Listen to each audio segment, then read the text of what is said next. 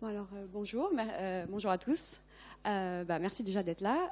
Donc je vais me présenter rapidement. Donc je m'appelle Margot Lard-Pérez et je suis consultante sciences ouvertes à Data Activist, donc qui est une société coopérative et participative qui a pour mission d'ouvrir les données pour les rendre utiles et utilisées. Juste aussi, je suis docteur en psychologie cognitive et je le mentionne parce que ça va colorer certains de mes exemples qui me semblent aussi pertinents parce que c'est un peu un domaine dans lequel le mélange entre l'ouverture des données de la recherche et l'intégrité scientifique est particulièrement présent.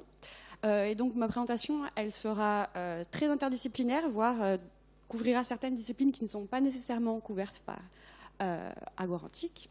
Mais du coup, ça vous permettra aussi d'avoir un panel un peu général de problématiques et dans le lien entre ouverture des données et intégrité scientifique.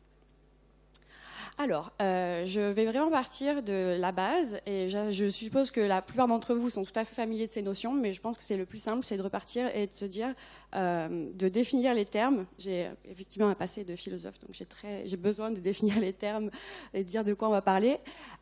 Pour l'intégrité scientifique, c'est une notion qui se sépare en partie, mais qui est liée à d'autres, en particulier la déontologie et l'éthique. Donc, je vais juste revenir rapidement sur cette définition qui est donnée sur le site du CNRS pour vous expliquer en fait la manière dont on va se limiter entre guillemets aujourd'hui. L'éthique nous invite à réfléchir aux valeurs qui motivent nos actes et à leurs conséquences et fait appel à notre sens moral et à celui de notre responsabilité. La déontologie réunit les devoirs et obligations imposés à une profession, à une fonction, à une responsabilité, alors que l'intégrité scientifique concerne quant à elle la bonne conduite des pratiques de recherche.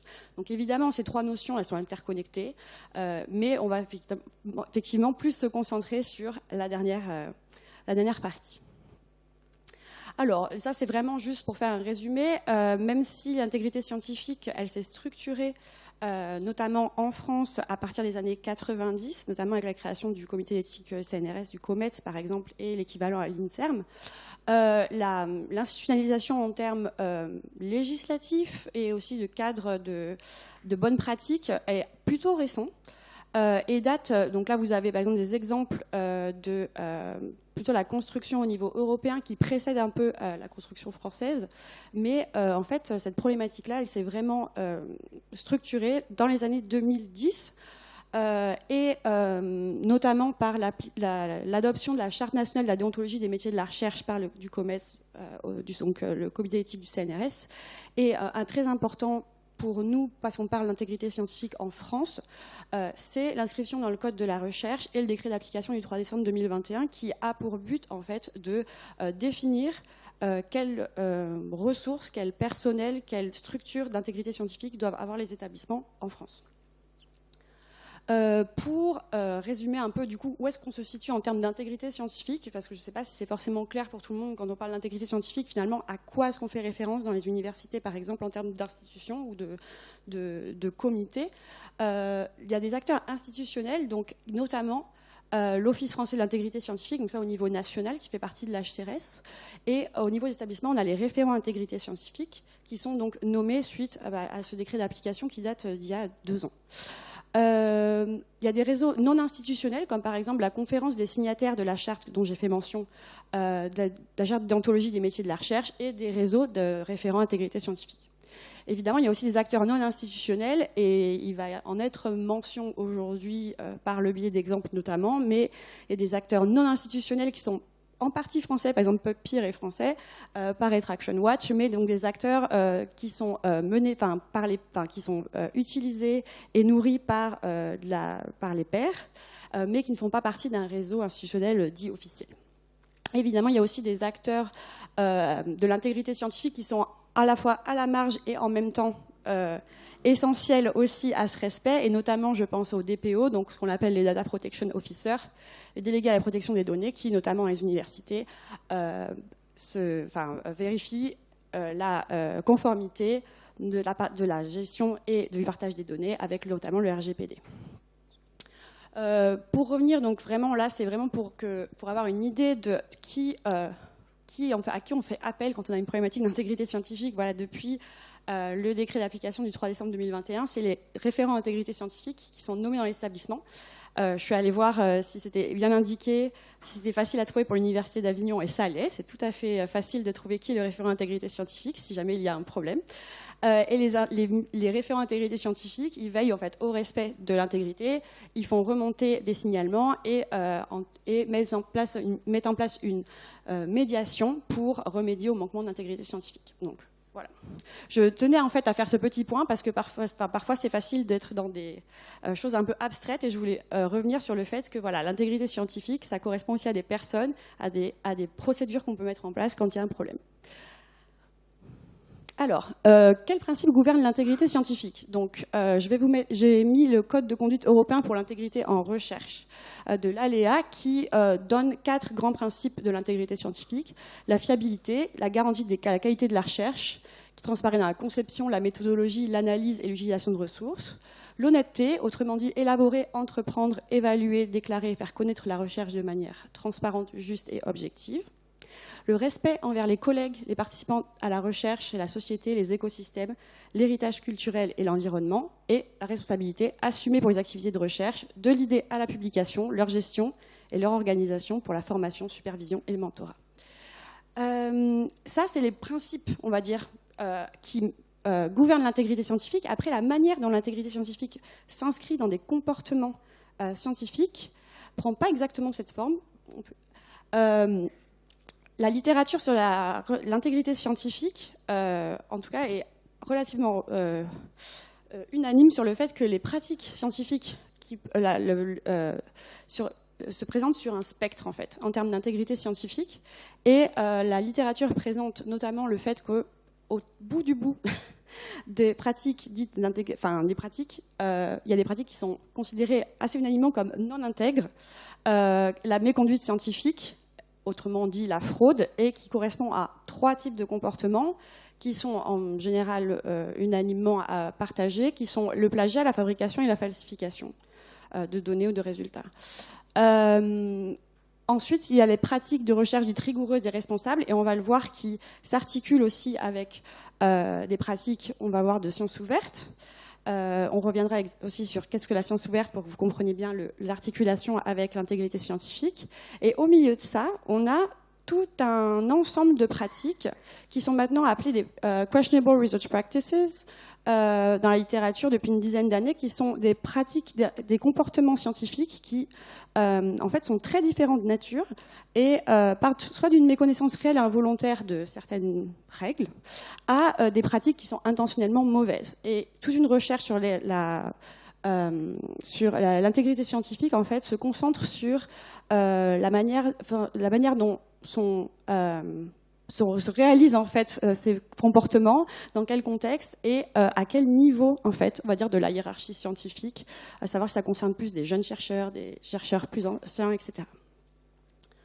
Je dis ça parce que c'est des pratiques beaucoup plus courantes qu'on l'imagine. On se dit que finalement ces choses-là ne nous concernent pas.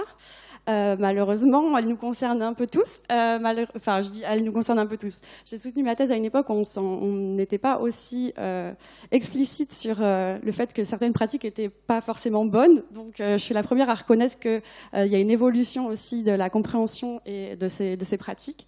Il y a une étude il y a 2 ans au niveau national aux Pays-Bas pour justement interviewer les chercheurs et leur demander si ils avaient pratiqué dans les 3 dernières années un certain nombre de pratiques scientifiques qui allaient effectivement de la fraude, fabrication de données, etc., à des choses qui sont vues comme moins graves.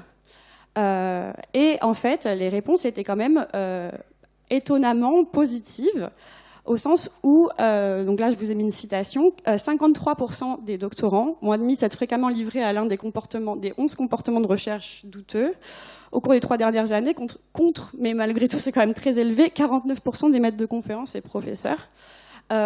C'est assez cohérent avec le reste de la littérature et qui montre qu'en fait les pratiques questionnables de recherche sont quand même monnaie courante. Donc voilà, quand on parle d'intégrité scientifique et de manquement à l'intégrité scientifique, on parle quand même de comportements qui sont quand même assez courants dans les pratiques scientifiques. Alors, forcément, toutes les questions sur l'intégrité scientifique, ça s'inscrit dans la promotion aussi, enfin la science ouverte. Et donc je ne sais pas si tout le monde est familier de la science ouverte, j'imagine que vous avez déjà entendu parler au moins, mais la science ouverte, c'est un mouvement qui vise à la diffusion sans entrave, donc des résultats, des méthodes, des produits de la recherche scientifique, qui s'appuie sur l'opportunité que représente la mutation numérique pour développer l'accès ouvert aux publications. Donc il y a un aspect de la science ouverte, ce que vous pouvez connaître comme étant l'open access, par exemple. Mais aussi, autant que possible, l'accès ouvert aux données de la recherche, aux codes sources et aux méthodes. Donc c'est un mouvement qui a pour but l'ouverture de tous les processus de la recherche, des résultats aux méthodes, et notamment parce qu'elle permet justement à la recherche financée sur fonds publics de conserver la maîtrise des résultats qu'elle produit.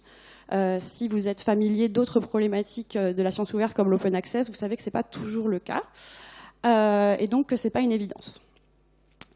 La science ouverte et l'intégrité scientifique, elles sont dans une relation complémentaire dont je voulais parler aujourd'hui, et je trouvais que cet article, c'est un article que j'aime beaucoup et qui résume très bien en fait la complémentarité entre les concepts et l'idée que l'intégrité, la pratique de recherche rigoureuse, donc c'est-à-dire ce qu'on voyait sur notre spectre, donc la partie verte de notre spectre, et la volonté de transparence de la recherche scientifique, en fait, sont essentielles pour renforcer en fait la confiance dans la recherche, ce qui est aussi le but de l'ouverture, et la rendre plus traçable et vérifiable, ce qui est aussi le but de l'ouverture des données, on va le voir notamment. Et ces concepts donc se renforcent mutuellement, et chacun se concentre plutôt sur un aspect du processus de recherche. Et l'idée, c'est que la science ouverte, elle se concentre principalement sur comment organiser une diffusion de la recherche scientifique qui soit intègre et transparente. Alors, d'où se situent dans toute cette histoire les données de la recherche? Alors, les données de la recherche, elles font partie, l'ouverture des données de la recherche fait partie intégrante de la science ouverte. Vous pouvez avancer un peu. Juste, voilà. Elles font partie, ça fait partie de ce qu'on désignera sous un terme beaucoup plus général de l'open data, qui ne concerne pas seulement l'ouverture des données de la recherche, bien sûr, mais en partie. Cependant, les données de la recherche, elles sont intégrées, elles font partie de la science ouverte à bien plus oui, vous pouvez avancer. En fait, les données de la recherche, elles sont intégrées dans une partie très importante en fait, des activités de la science ouverte, que ce soit dans justement la structuration du paysage en termes de la création de dépôts, la création de structures qui permettent la diffusion scientifique, ou aussi les politiques, notamment de financement, les politiques institutionnelles, mais aussi dans l'élaboration de guidelines et de règles pour tester la reproductibilité des données. Donc voilà, l'open data, la donnée ouverte, l'open data, enfin l'ouverture des données de la recherche, c'est beaucoup plus général que juste un pan de la science ouverte, ça infuse vraiment la science ouverte. Les engagements en faveur de l'ouverture des données de la recherche, pareil que pour l'intégrité scientifique, on voit quand même une accélération aussi de la structuration du paysage autour de l'ouverture des données de la recherche depuis le milieu des années 2010, et en particulier avec la loi pour une république numérique, et l'article 30 en particulier, et donc qui considère que les données de la recherche, bon, évidemment avec plusieurs subtilités, mais donc sont publiques lorsqu'elles sont considérées un peu comme terminées. Je ne vais pas revenir sur le détail, mais voilà, c'est la loi qui va considérer que l'ouverture par défaut des données de la recherche et voilà, doit être une réalité. C'est aussi quelque chose qui est poussé notamment par le plan national pour la science ouverte, donc on en est à la deuxième itération, et ce deuxième plan pour la science ouverte donc, a été publié en 2021, donc annonce l'avènement de Recherche DataGouv, l'entrepôt français pour les données de la recherche qui existe depuis juillet 2022. Et également, on a plusieurs financeurs de la recherche, notamment depuis 2019 avec l'ANR et Horizon Europe sur le plan de financement 21-27, qui rend obligatoire l'écriture et le fait de tenir à jour un plan de gestion de données pour les projets financés, ce qui pousse aussi beaucoup de chercheurs à être plus intéressés sur ces questions pour en tout cas les projets financés. Alors, quand on parle de données de la recherche, je tenais à faire cette petite parenthèse. Voilà, on parle souvent, enfin, on a peut-être pas vous, mais moi, de par ma spécialité, j'ai souvent en tête des données quantitatives, comportementales, par exemple, quelque chose qui rentre très facilement dans le moule, je trouve, de ce qu'on considère comme étant une donnée. Par contre, je suis tout à fait consciente, et je tenais à le souligner, qu'une donnée de la recherche, c'est beaucoup plus compliqué que ça. Et ça peut aussi être parfois déstabilisant dans certaines disciplines de considérer son objet de recherche, ou en tout cas ce qu'on collecte comme une donnée, ce qui peut sembler parfois réducteur. Mais en tout cas, dans la manière dont je présente ça aujourd'hui, l'idée c'est que je prends cette citation qui est dans Big Data, Little Data, No Data, et qui dit que tout peut être une donnée, une entité ne devient donnée que dans l'usage qui en est fait. Et l'idée c'est qu'en fait, voilà, tout ce qui est collecté ou produit pour obtenir des résultats sera considéré aujourd'hui comme une donnée. Voilà. Donc je tiens à dire que voilà, par donnée, je fais référence à des données de domaines et de nature extrêmement différentes. Et donc voilà, aujourd'hui, on en est à, pour moi, vous allez voir aussi dans la littérature, mais ce qui est à la croisée de l'intégrité et de l'ouverture des données, c'est les principes FAIR. Les principes FAIR, c'est des principes qui ont été énoncés en 2016 et qui, depuis, en fait, vraiment structurent aussi la manière dont se pratique l'ouverture des données de la recherche. Les principes des données FAIR, c'est des principes, c'est findable, accessible, interoperable et reusable. Vous pouvez passer la slide d'après. Et donc en français, on arrive à garder l'acronyme anglais avec donc findable qui veut dire des données faciles à trouver ou retrouver, des données accessibles, interopérables et réutilisables. Alors, là, évidemment, on ne va pas tous les passer en revue, mais il y a des principes, et j'imagine que vous êtes tous plus ou moins familiers avec les principes FAIR et la manière dont ceux-ci s'appliquent à la fois aux données, mais aussi aux métadonnées de la recherche. Voilà, c'était si jamais on a une question sur les principes FAIR, on pourra en reparler. Et là où je voulais en venir aujourd'hui avec cette présentation, c'est à l'idée qu'en encadrant, en guidant cette ouverture et données de la recherche, les principes FAIR, ils sont en fait au cœur de la démarche de transparence et de reproductibilité qu'on trouve dans la science ouverte. Et je dis ça parce que c'est pas l'ouverture en soi qui fait ça, c'est l'application de principes FAIR. Et il y a beaucoup de similarité entre l'application des principes FAIR et la promotion de l'intégrité scientifique, notamment le fait que l'application des principes FAIR, c'est aussi l'application de comportements scientifiques qui prennent la forme d'un spectre, et le fait qu'une donnée, elle n'est pas FAIR ou non FAIR, elle peut l'être, mais il y a aussi un spectre, et peut-être voilà, il y a des marges d'amélioration parfois de la manière dont on férise ces données. Et elles sont aussi conditionnées en partie à l'évolution de la technologie, mais aussi elles dépendent aussi de l'acculturation de communautés de recherche qui sont traversées par des résistances et des enjeux scientifiques qui parfois en fait s'opposent dans la mise en place à la fois par exemple de comportements qui vont promouvoir une science intègre, mais aussi de certains principes FAIR. Et là où je veux en venir avec cette présentation aujourd'hui, c'est que malgré le fait que ces deux domaines soient très proches,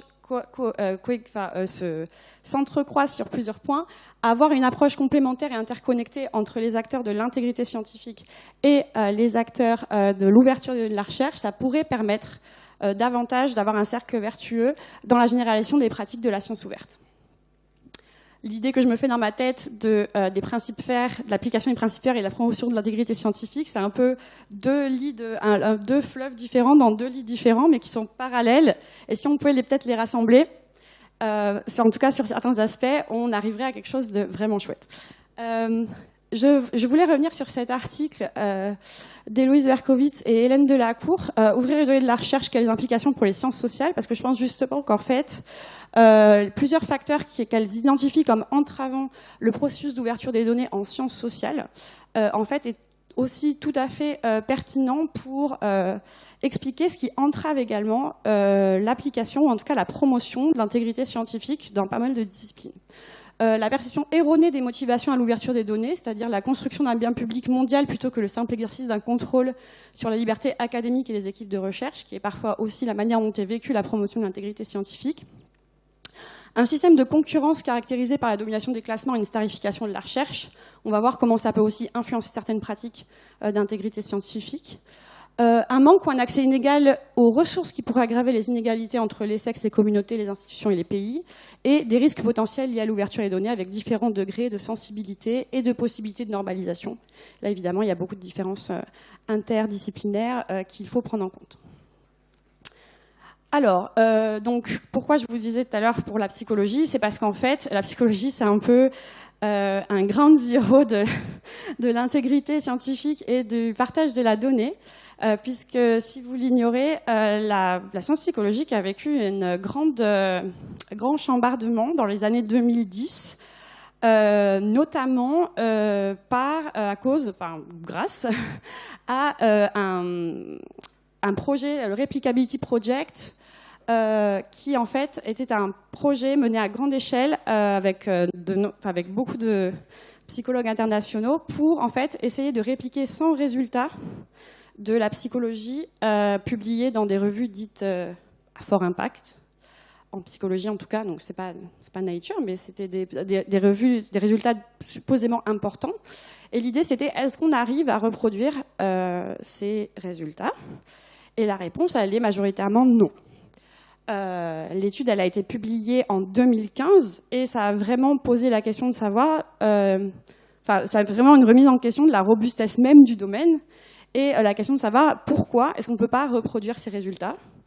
Qu'est-ce qui fait dans nos pratiques ou dans notre partage de nos pratiques qui fait que ces résultats ne sont pas réplicables. Voilà.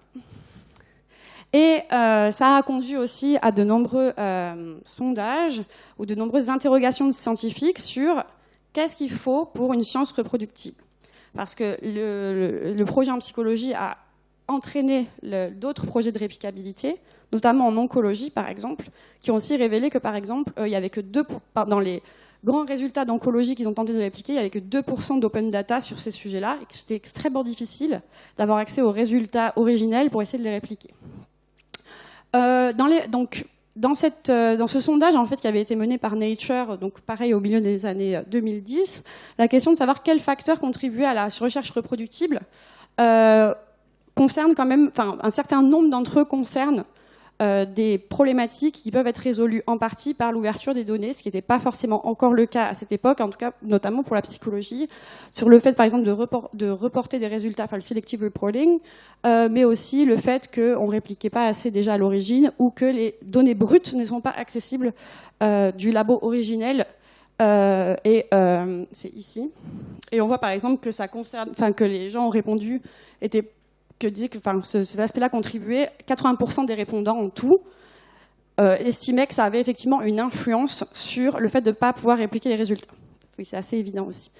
Je donne ces exemples sur la psychologie aussi parce que dans ma thèse, j'ai passé un temps, donc moi j'ai fait ma thèse à une époque où ces questions-là n'étaient pas vraiment discutées.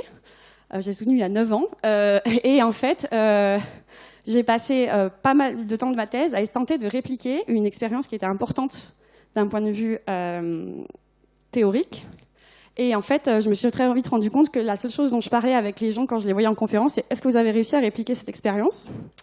Et quand j'ai commencé mon postdoc, la première question que j'ai posée à mes encadrants, c'est « est-ce que vous avez réussi à répliquer Tartampion et Tartampion 98 ?» Et ils m'ont dit « non, on a essayé 22 fois, on n'y arrive pas ». Il n'y a jamais eu aucune publication négative de ces résultats, aucun accès aux données originelles.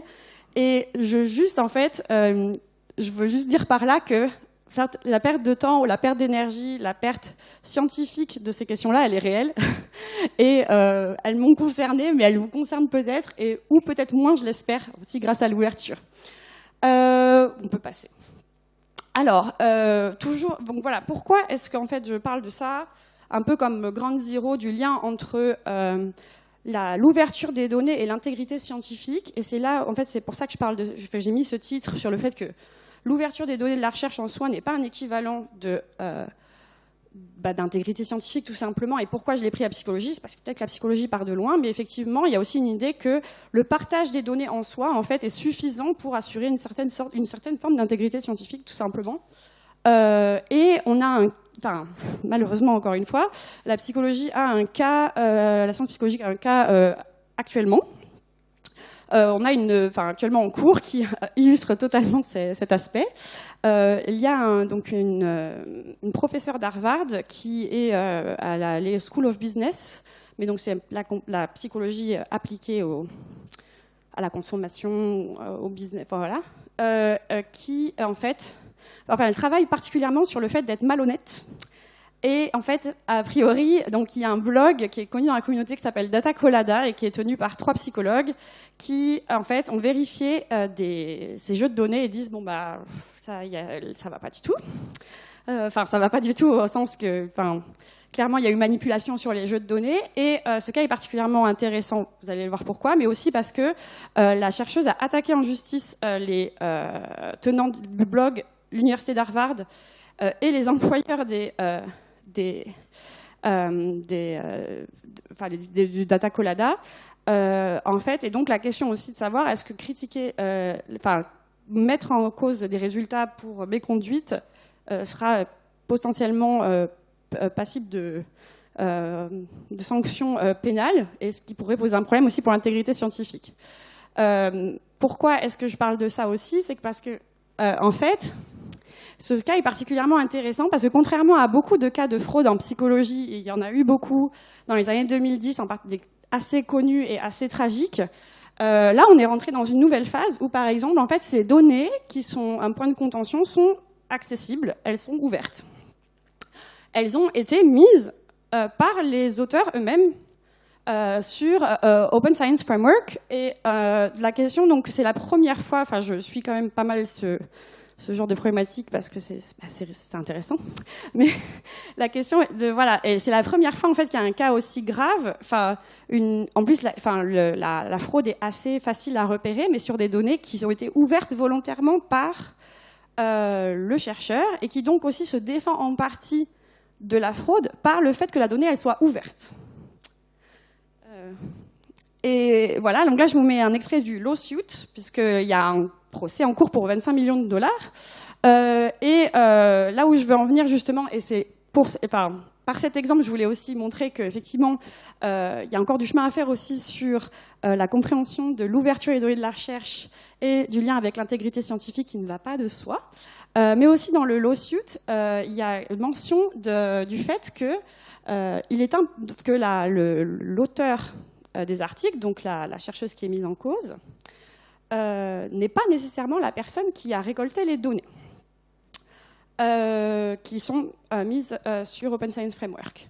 Et ce qui est intéressant dans cette petite partie, je vais la lire très rapidement, il est important de noter que Data Colada a également reconnu dans leur billet de blog qu'il sait que l'auteur d'une étude n'est pas toujours la personne responsable du traitement ou de la collecte des données, et par conséquent n'est pas non plus toujours la personne responsable des irrégularités de données qui en résultent.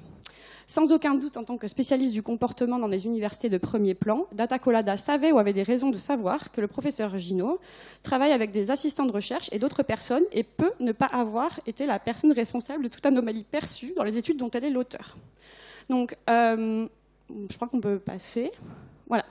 Le problème avec cette déclaration qui est donc dans un document légal, c'est qu'en fait, le professeur Gino en fait, déclare au moment de déclarer les contributions relatives de chaque auteur dans l'un des articles dont les données sont publiques et qui a été rétracté, c'est qu'en fait, elle a design research, elle a perform research et elle a analysé les données. Et la question est de savoir dans quelle mesure, en fait, ces traditions d'autorat, on va dire, qui sont assez courantes dans beaucoup en fait, de communautés de recherche, à savoir par exemple qu'un auteur qu'une personne par son ancienneté ou par son rang dans une équipe de recherche a un rang particulier dans l'autorat d'un article, en fait, est en fait responsable aussi de la manière dont les données sont ouvertes et ou férisées. Et c'est particulièrement intéressant parce que, voilà, par exemple, donc en psychologie, c'est assez effectivement courant que le principal investigateur, donc la personne la plus importante, soit premier auteur.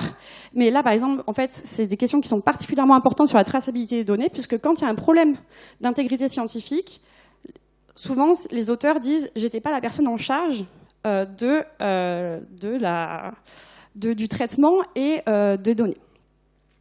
Et là, donc la question se pose de savoir quel est le lien entre autorat, traçabilité des données, application des principes FAIR, et la manière dont justement on pourrait en fait penser aussi une manière de promouvoir les principes FAIR, qui entre aussi dans cette question de responsabilité vis-à-vis de l'autorat, qui est très importante dans l'intégrité scientifique. Surtout quand il y a en fait un problème. Je voulais revenir sur le fait qu'effectivement, peut-être certains d'entre vous pensent oui, mais dans mon domaine ça se fait, c'est normal, etc. Il y en a peut-être d'entre vous qui me disent non, mais c'est trop bizarre. Dans mon domaine, on ne fait pas ça du tout. La question de cette question par rapport à l'autorat et qui doit être premier auteur ou dernier auteur, c'est une question qui est quand même importante en recherche parce que notamment sur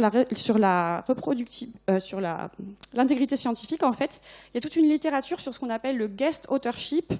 Et donc le guest authorship, ça inclut un certain nombre de comportements vis-à-vis de l'autorat, et donc par exemple le fait d'inviter un auteur plus connu pour que le papier passe.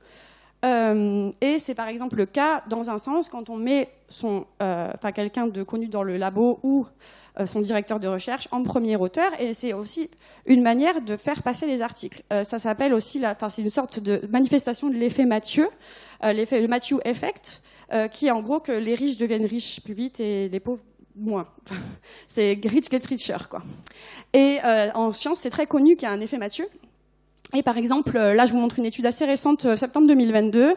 10% des reviewers d'un article test ont recommandé l'acceptation de l'article si le seul auteur cité était un auteur non connu. Par contre, si c'était un prix Nobel, alors le taux d'acceptation est passé à 59%.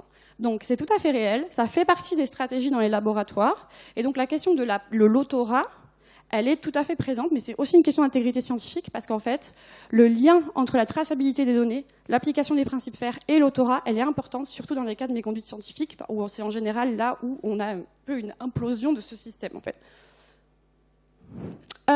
Et donc, pourquoi est-ce que, il me semble, à mon sens, qu'il y a un lien entre, effectivement, la manière dont les traditions d'autorat, en fait, elles sont pratiquées dans les communautés de recherche, notamment les problématiques liées, par exemple, au guest authorship, etc.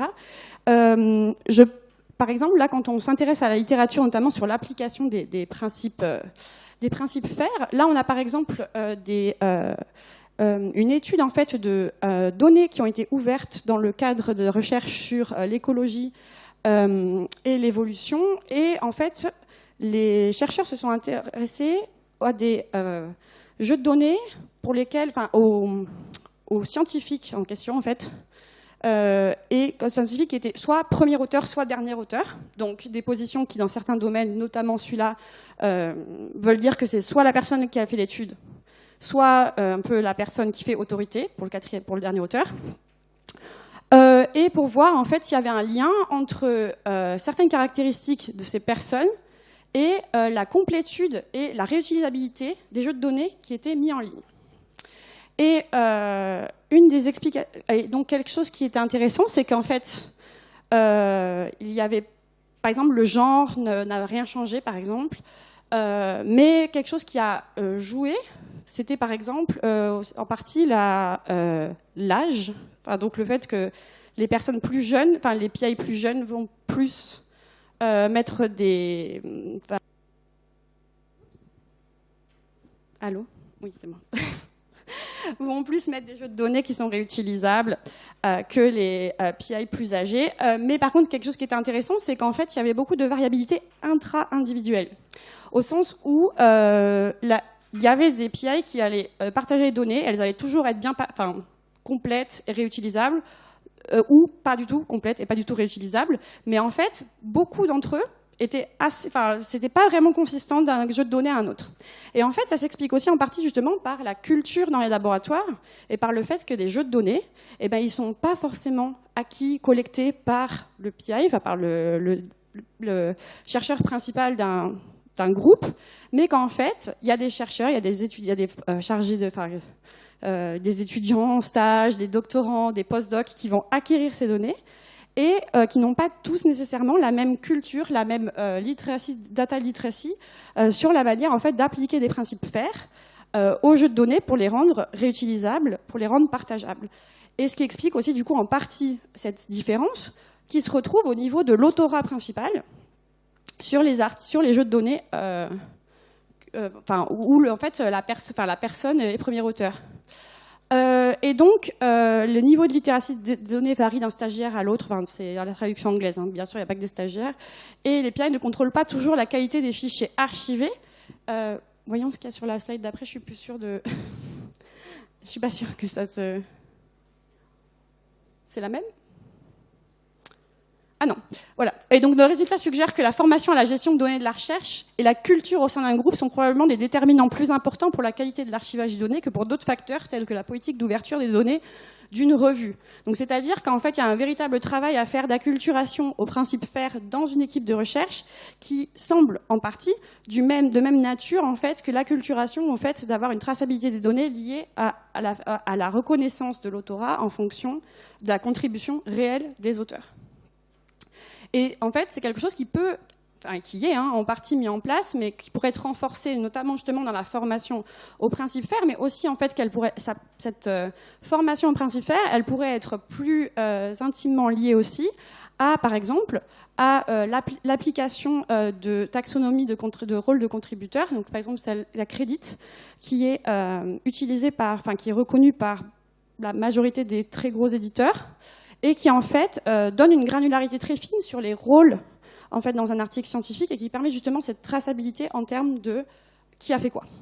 Et notamment par exemple, on peut avancer, sur par exemple la curation des données, ce qui n'est pas nécessairement pris en compte juste par l'autorat, juste par dire bon, voilà je suis premier auteur ou deuxième auteur, la granularité n'est pas assez fine, mais par exemple grâce à la taxonomie Credit, c'est possible justement de reconnaître par exemple ce rôle particulier et en fait en utilisant les taxonomies de rôle dans un article scientifique, on peut aussi comme ça familiariser aussi les plus jeunes chercheurs aux différentes catégorie de contribution à un article scientifique, à l'ouverture des données et à l'ouverture tout court. Donc ça, c'était pour le point sur qu'est-ce qu'on peut faire pour acculturer à la fois sur l'intégrité et sur les principes FAIR. Ce qui est intéressant aussi sur la formation à la fairisation, c'est super important parce qu'en fait, c'est un levier vraiment très très simple et efficace pour la promotion de l'intégrité scientifique. Donc ça, c'est évident. Mais c'est surtout que, par exemple, alors, c'est peut-être pas le cas dans toutes les disciplines, et ça, j'en doute absolument pas, mais pour des disciplines qui pourtant sont assez réticentes à la science ouverte, ça reste quand même des principes sur lesquels elles sont plutôt d'accord. Et c'est aussi sur cette contradiction, en fait, que positivement, il y a un levier. Je vais vous expliquer ce que je veux dire par là. Mais par exemple, dans cette étude-là, sur la perception et le comportement des chercheurs cliniques, donc là, on parle de médecins, et leur staff en concernant leur pratique de fairisation des données, seuls 46% des chercheurs ajoutent des métadonnées à leurs jeux de données, 39% ajoutent des métadonnées aux données elles-mêmes, hein, et 35% déposent leurs données dans un dépôt. Donc on est sur des pratiques qui sont assez faibles.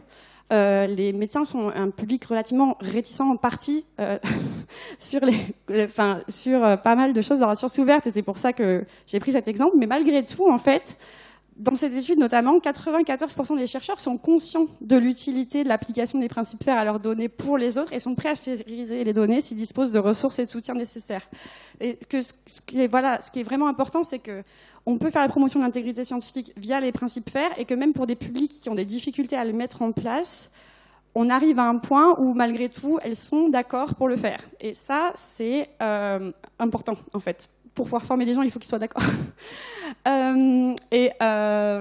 exemple, là, je vous donne juste un exemple de la manière dont, justement, les chercheurs et leur staff, enfin, le personnel support, en fait, participent à la fairisation de leurs données Et en fait, pas d'effort du tout, c'est tout ce qui est en rouge, donc sur trouvable, accessible, interopérable et réutilisable. Donc même le support staff, clairement, n'a pas vraiment cette démarche.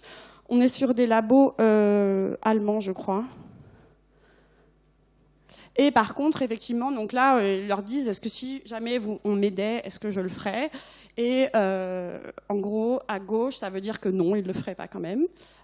Sans aide, et avec aide, ils disent qu'ils le feraient. Donc, il ne faut pas... voilà, cet aspect-là, moi, je pense qu'il est assez important. L'aspect de « on est d'accord pour le faire ». D'autant plus que on revient ici sur l'étude que j'avais présentée sur le fait que les doctorants et les enseignants-chercheurs en général ont beaucoup de pratiques questionnables, article que j'ai présenté au tout début. En fait, il y a on peut apprendre des choses très intéressantes dans cet article, qui lui est sur plutôt l'article précédent c'était aux Pays-Bas, et ça aussi c'est aux Pays-Bas, mais c'est sur des chercheurs d'une manière plus globale. Le lien en fait entre le fait de pratiquer d'avoir certaines conduites scientifiques, ou surtout d'avoir certaines méconduites scientifiques, il est lié en partie au fait de percevoir la probabilité qu'on se fera choper à la peer review, pour faire simple. Je vous donne la citation. La probabilité perçue de détection par les reviewers est associée de manière significative à une probabilité plus faible de toute, donc fabrication ou falsification, ce qui suggère que les évaluateurs peuvent jouer un rôle important à la prévention de l'inconduite en matière de recherche. La transparence accrue offerte par les pratiques scientifiques ouvertes telles que le partage des données est susceptible d'augmenter les chances ou de détection de l'inconduite en matière de recherche. Voilà, bon, après que ce soit par intermédiaire de reviewers ou d'autres types d'évaluations, notamment la post-peer review avec par exemple PubPeer. L'idée c'est qu'en fait, pour le meilleur ou pour le pire, le reviewer est quand même vu comme une sorte de pivot en fait aussi. Je dis pour le meilleur et pour le pire parce qu'il y a des problèmes dans la peer review en soi, mais malgré tout, le rôle du reviewer reste pour les chercheurs et pour les jeunes chercheurs en particulier, vu comme aussi là où on va avoir du feedback et on va avoir un retour possiblement sur la qualité du partage. Pardon, désolé. La qualité en fait de l'affairisation, la qualité de ces données, et ça réduit sensiblement l'idée qu'on se fait en fait de ce rôle du reviewer, réduit sensiblement la velléité de pratiquer des méconduites scientifiques. Et en fait, je pense que ça fait écho notamment au type de résultats qu'on voit dans l'article précédent, à savoir qu'une manière justement par laquelle la férisation peut participer à l'intégrité scientifique, c'est notamment par la formation de rôles comme la formation accrue à la peer review, à qu'est-ce qu'il faut regarder dans un article, et qu'en fait ces rôles-là peuvent en fait du coup servir de pivot et de feedback aussi pour est-ce que mes jeux de données sont bien, etc. Et donc voilà.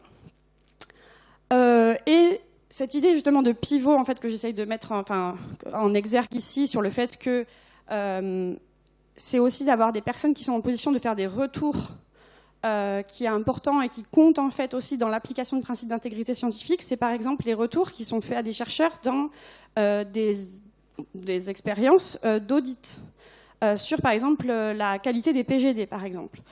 J'ai mis l'exemple d'une étude singapourienne mais qui cite aussi la même chose a été faite dans des universités anglaises, à savoir que l'université a mis en place un audit des plans de gestion de données de manière aléatoire et de manière non pénalisante. L'idée, c'était de faire des retours sur la qualité des jeux de données et de donner des indications sur l'amélioration potentielle ou possible des jeux de données et la manière de les appliquer.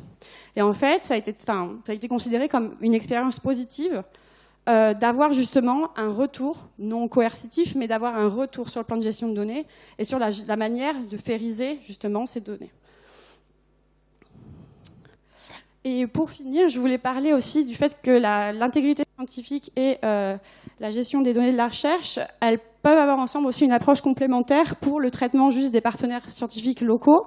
Et c'est notamment quelque chose qu'on voit dans certains types particuliers de recherche, Et là, par exemple, je vais parler de l'archéologie, dans laquelle j'aime beaucoup le nom de cet article, Will it ever be fair?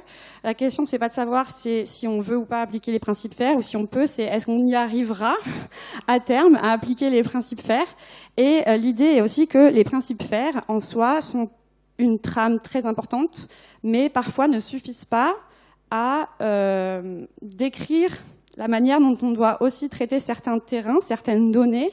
Par exemple, cet article explique plutôt donc du coup pour un public qui est nord-américain et donc qui a des terrains sur des réserves en particulier, par exemple, qu'une bonne gestion des données archéologiques, elle s'appuie sur des principes qui s'appellent les principes FAIR et les principes CARE, qui sont des principes qui sont utilisés notamment par les personnes qui travaillent donc avec les Premières Nations en Amérique du Nord, et donc qui sont des principes qui visent à renforcer les principes FAIR, qui viennent s'ajouter aux principes FAIR, mais qui sont particuliers pour la gestion des données dans le cadre de communautés autochtones. Bon, là, je ne vais pas, pareil, décrire complètement ces principes, mais voilà, les principes CARE, c'est le bénéfice collectif, l'autorité de contrôle, à savoir que, par exemple, les droits et intérêts des peuples autochtones en matière de données doivent être reconnus et leur autorité pour contrôler ces données doivent être renforcées, ce qui est particulièrement important.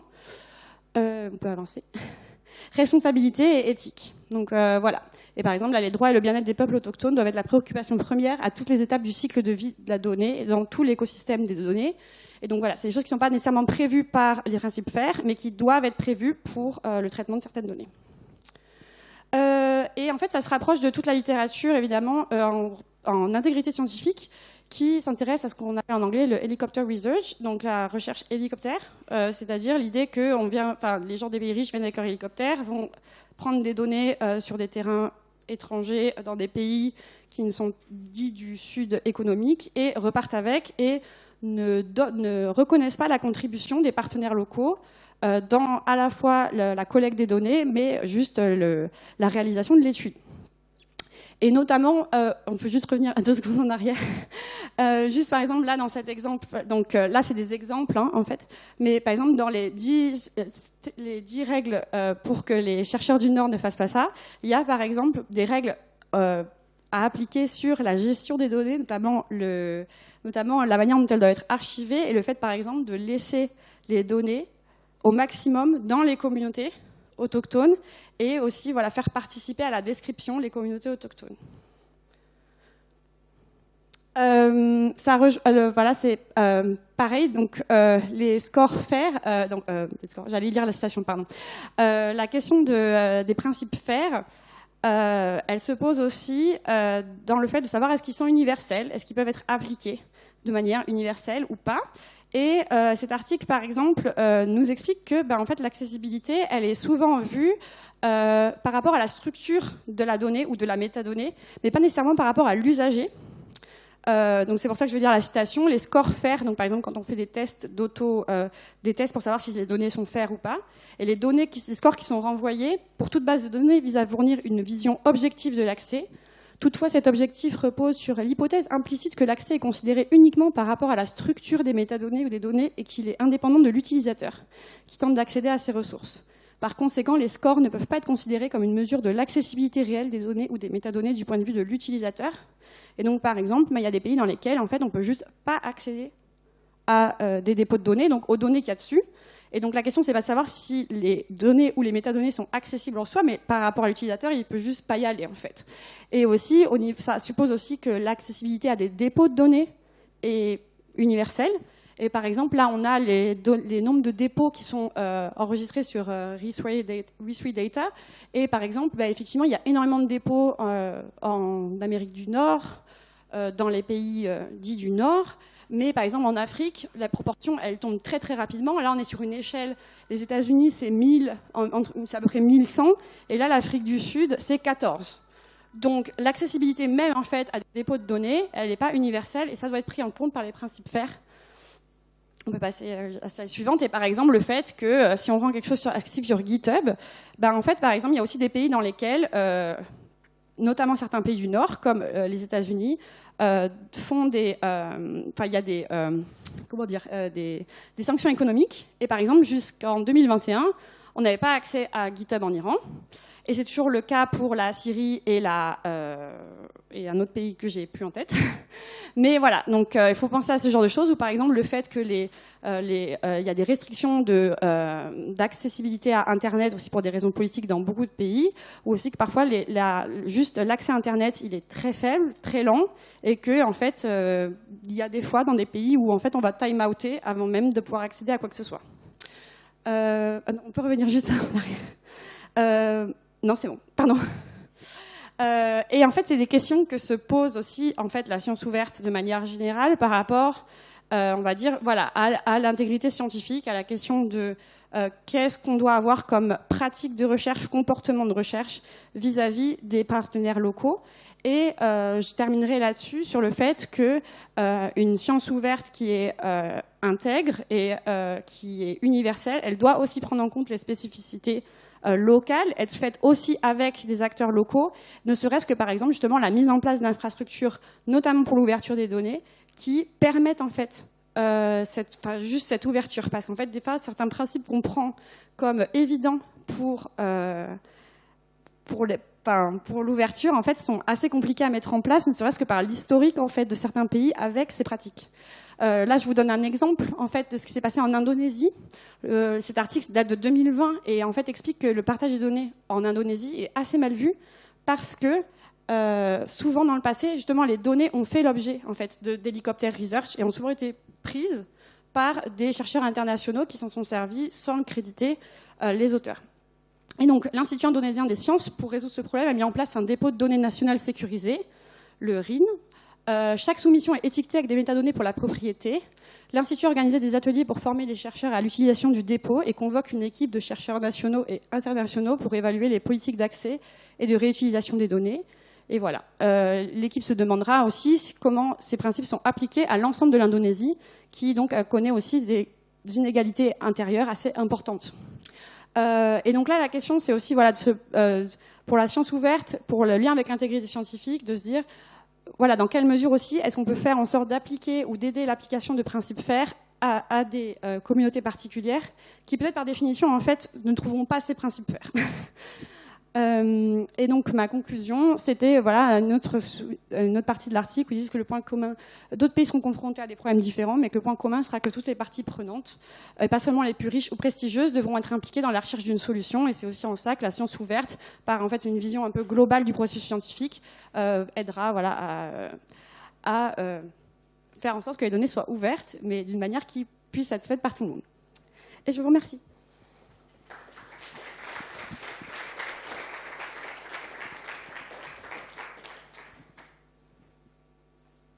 Voilà, bon, merci beaucoup. On a pris un petit peu de retard là au début, mais on va quand même prendre quelques questions. Juste quand même en un mot, est-ce que vous pouvez définir data activiste?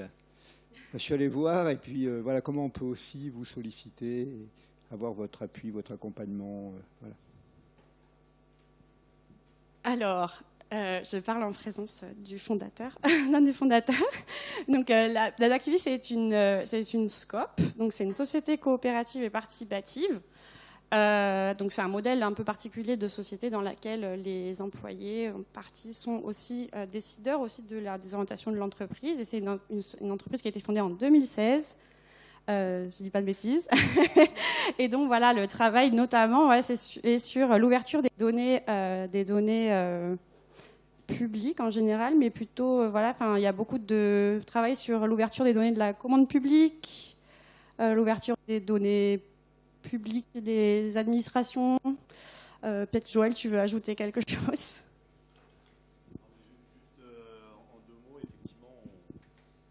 Notre métier, c'est d'accompagner les organisations à l'ouverture des données et à la réutilisation des données ouvertes, que ce soit des données administratives traditionnelles ou, depuis plusieurs années, des données de la recherche. Et donc, on accompagne les universités, les instituts de recherche, les équipes de recherche, aussi bien sur des aspects stratégiques, comment je mets en place une politique de sciences ouvertes ou d'ouverture des données de la recherche, par exemple, dans mon établissement, ou sur des aspects opérationnels, comment je rédige mon plan de gestion des données, comment je le mets en œuvre, comment je m'assure de l'affairisation des données, comment je forme mes équipes, etc. Et voilà, et si vous souhaitez en savoir plus, venez nous parler ou écrivez-nous un petit email et on vous en dira plus volontiers. Merci à vous.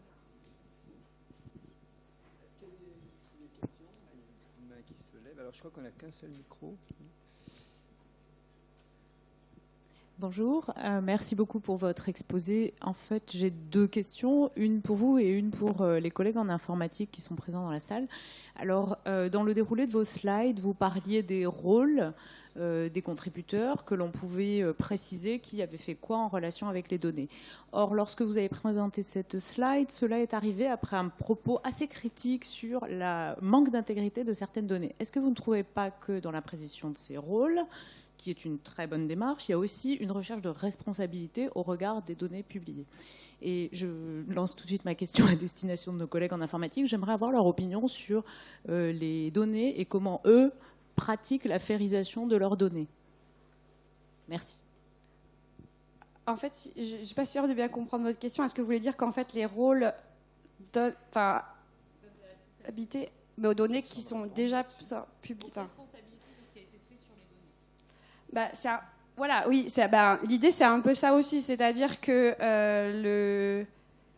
le flou en fait des rôles traditionnels appliqués au premier auteur, au dernier auteur, fait que par exemple on va avoir des auteurs qui vont qui vont à tort ou à raison, mais prendre le crédit en fait associé au premier auteur sans nécessairement avoir la responsabilité de la qualité du jeu de données lorsqu'il y a un problème. Et c'est clairement une question dans la littérature sur l'intégrité scientifique, à savoir est-ce que le premier auteur est responsable du traitement, de l'affairisation et de l'exactitude aussi des analyses statistiques qui sont faites sur les données.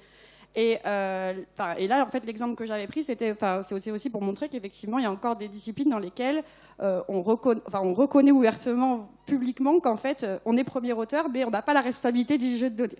Et donc, en fait, voilà, l'idée d'appliquer, par exemple, la nomenclature crédit, c'est aussi une manière de rendre à César ce qui est à César, mais aussi éventuellement de pouvoir être beaucoup plus fin aussi sur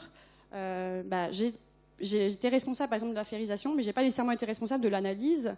Et en même temps aussi de mettre comme ça en valeur aussi peut-être le fait que certaines personnes vont être plus à l'aise ou en tout cas plus spécialistes dans une certaine partie aussi du processus scientifique qui mérite le autorat.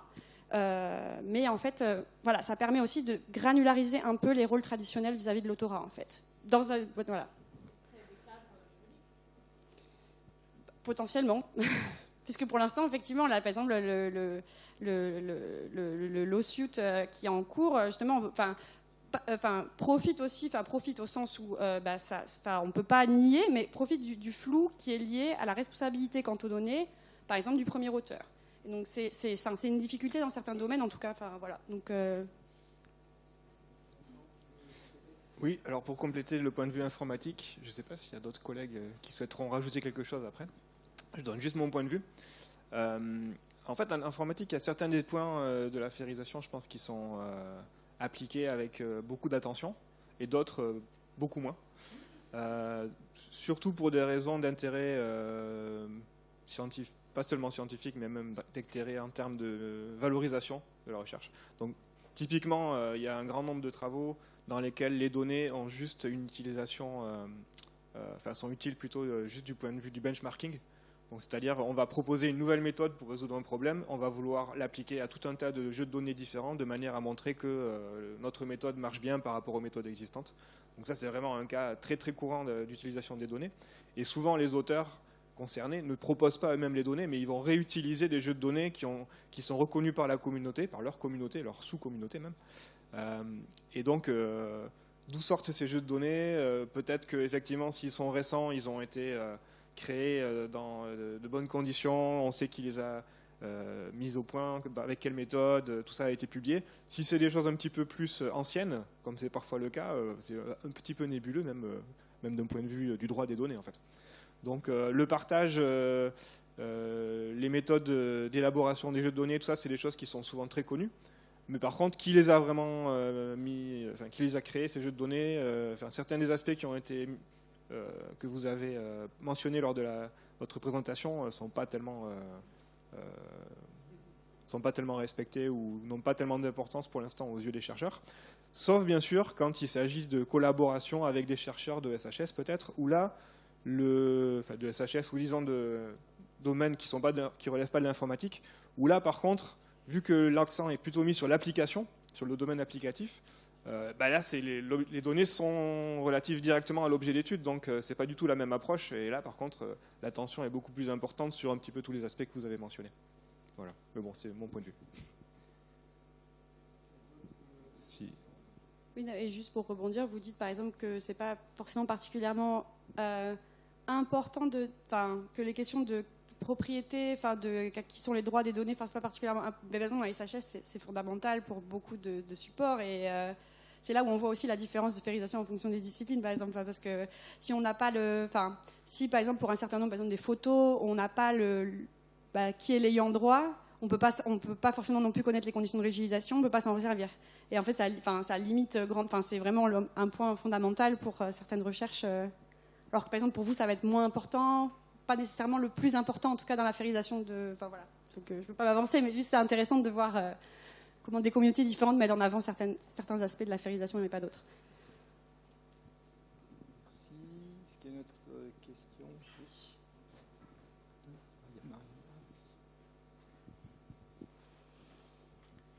Bonjour. Vous avez parlé de score FAIR. Et moi, je n'avais pas entendu parler de ça. Est-ce que ça veut dire qu'il y a des outils pour s'auto-évaluer qu'on pourrait proposer dans nos établissements, par exemple, sur la férisation des données? Alors, oui, il existe des outils pour s'auto-évaluer. Alors, j'ai plus le nom en tête je le vois écrit, mais j'arrive pas à m'en souvenir. Je peux retrouver plus tard. Il y a certains outils, effectivement, qui permettent ça, notamment un outil, par exemple, on peut ajouter le DOI d'un jeu de données et qui permet, en fait, d'avoir justement un score et à peu près, justement, sur les principes... FairAware. Il y a FairAware et il y en a un autre, je ne sais plus comment il s'appelle, auquel je pense. Enfin, il y en a plusieurs. En général, ils sont quand même en anglais, mais ils permettent en fait d'avoir une idée effectivement globale de où est-ce qu'on est, est-ce que c'est incomplet, ou est-ce que c'est en bonne voie de férisation, etc. sur des jeux de données. Donc ça existe. Je pourrais vous donner des références. J'ai juste, comme tout s'appelle faire quelque chose, j'ai plus nécessairement tous les noms en tête, mais oui, ça existe. Ça existe.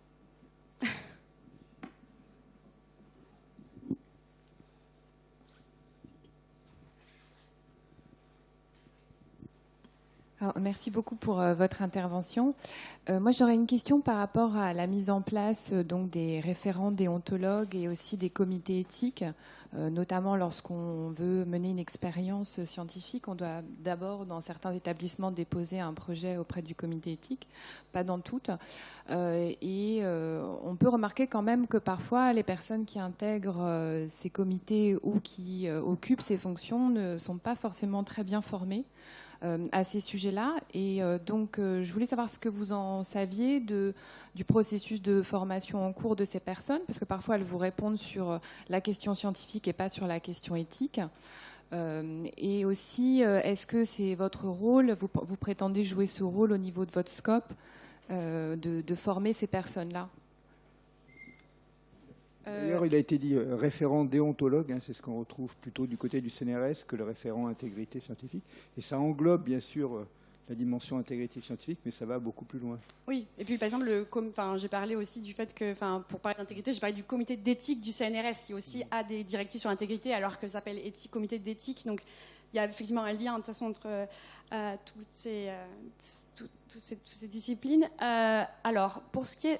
C'est intéressant ce que vous dites sur la formation des référents, parce que par exemple, les référents intégrité scientifiques, dans les missions qui leur sont attribuées par le décret du 3 décembre 2021, et notamment des rôles, c'est la formation elle-même des autres, en fait, de la communauté, notamment, par exemple, aussi éventuellement, par exemple, assurer des formations d'intégrité scientifique, notamment, par exemple, la formation d'intégrité scientifique qui est obligatoire pour soutenir sa thèse depuis la modification de l'arrêté du 25 mai 2016.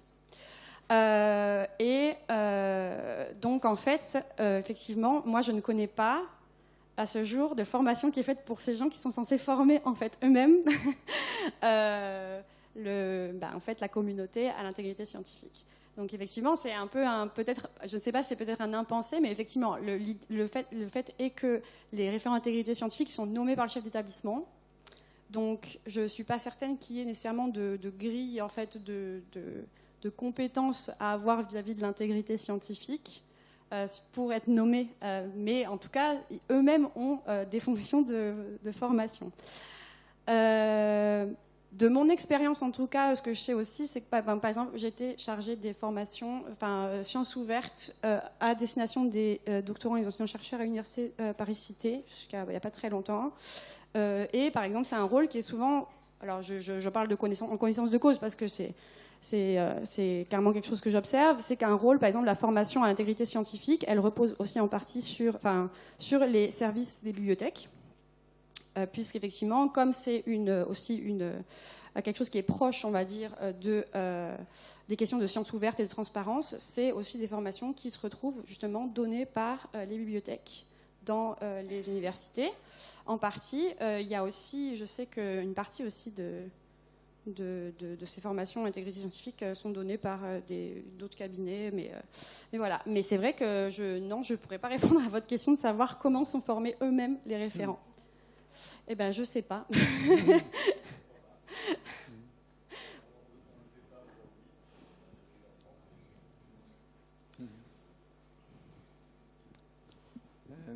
Est-ce que je peux poser une petite question? Parce que vous avez parlé du biais de la notoriété scientifique des auteurs. Et il se trouve que moi, je dirige une revue et que dans un souci de transparence, Open Edition nous demande de ne plus procéder à l'évaluation en double aveugle, mais d'indiquer en fait au référé qui est porteur de l'article et réciproquement qui a évalué l'article. Alors est-ce que c'est pas un peu contradictoire? Il me semblait que le double aveugle justement protégeait quelque part ce biais, cette dérive que vous dénonciez tout à l'heure. Alors oui, alors je suis d'accord avec vous, mais en fait du coup une manière aussi de résoudre un peu ce problème, c'est d'aller plus loin que donc il y a la double aveugle, donc le fait de ne pas connaître les noms à la fois, chaque partie ne connaît pas les noms de l'autre. Et là, par exemple, effectivement, il y a pas mal de revues maintenant qui publient le nom des reviewers, par exemple même sur l'article. Faut aller plus loin que ça et faire, par exemple, ce que font des journaux maintenant, complètement intégrés au modèle éditorial comme eLife, qui sont de publier les revues par les pairs avec. Je pense que c'est... ça en permet en partie de contrecarrer justement l'effet de je connais le nom, donc voilà, il faut aller jusqu'au bout et publier la revue par les pairs et rendre la revue par les pairs publique pour justement juger de savoir est-ce qu'un papier médiocre sera accepté sur la base de la notoriété d'un auteur. Alors évidemment, c'est la compréhension de la revue par les pairs, elle s'adresse quand même à un public particulier, ceux qui peuvent la comprendre, mais malgré tout, ça offre quand même une transparence pour éviter l'effet Mathieu et conserver les avantages de la transparence vis-à-vis du processus de peer review quand même. Je ne sais pas ce que vous en pensez, mais c'est une possibilité. Oui, Open Edition même nous propose de faire en sorte qu'il y ait des pré-publications, des pré-prints qui soient comme ça suivis par des référés tout au long du processus et qu'on voit la fabrication de l'article quelque part et pas seulement le produit fini. Oui, c'est ce qui se passe avec eLife. Donc eLife, qui est un journal qui est subventionné en partie par des institutions publiques, notamment par exemple le Max Planck Institute en Allemagne, mais qui en fait n'a plus de décision d'acceptation ou de rejet des articles. Si on passe le desk, donc si on est accepté par l'éditeur, l'article sera publié comme un préprint reviewé, et donc chaque article en fait sera publié donc avec la peer review, et c'est l'auteur qui décide à chaque fois s'il repart dans un round de peer review ou non. Donc en fait, on peut très bien publier son article avec une review qui dit c'est pas terrible. C'est possible. Mais voilà, l'idée c'est de savoir.